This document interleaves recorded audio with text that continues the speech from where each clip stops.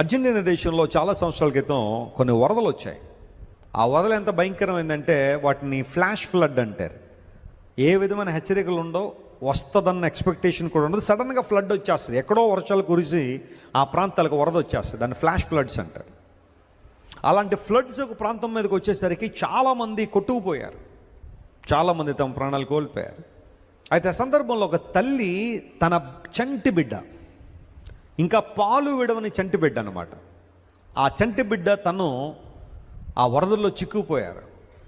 ఎటుపోవాలో తెలియని పరిస్థితి, మొత్తం ఇళ్ళన్నీ కూడా దాదాపు మునిగిపోతున్న ఆ పరిస్థితిలో ఆ తల్లి ఆ బిడ్డను ఎలాగైనా బ్రతికించుకోవాలన్న తపంతో అలా కొంచెం దూరం పరిగెత్తి ఆ వరదలో ఒక చెట్టు ఎక్కింది.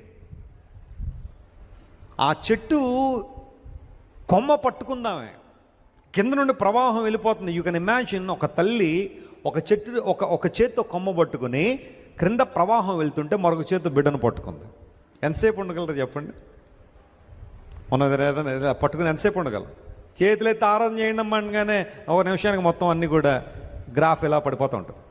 ఆఖరికి చేతులు కట్టేసి ఇంకా ఎవరేమనుకుంటే నాకు ఎదురులే అని నిలబడి ఉంటారు కొంతమంది. 2 నిమిషాలు ఆరాధన చేయడం అని కష్టమైపోతుంది. చేతులు ఎత్తి ఆ తల్లి ఆ బిడ్డను 96 గంటలు పట్టుకుందంట. అలా 96 hours. నీళ్లు లేవు, భోజనం లేదు, ఏమీ లేదు, కింద ప్రవాహం. ఆ రెస్క్యూ టీమ్స్ వచ్చి రక్షించేంత వరకు కూడా ఆ బిడ్డను కౌగిట్లు అలా పట్టుకుని ఒక చేత్తో కొమ్మ పట్టు 96 గంటలు. అని నేను ఆ సన్నివేశం చదివిన కళ్ళం నీళ్ళు వచ్చాయి. ఎంత డిటర్మినేషన్ లేకపోతే, ఆ బిడ్డను బ్రతికించాలన్న తపన తల్లిలో లేకపోతే అంత త్యాగం చేస్తుందండి.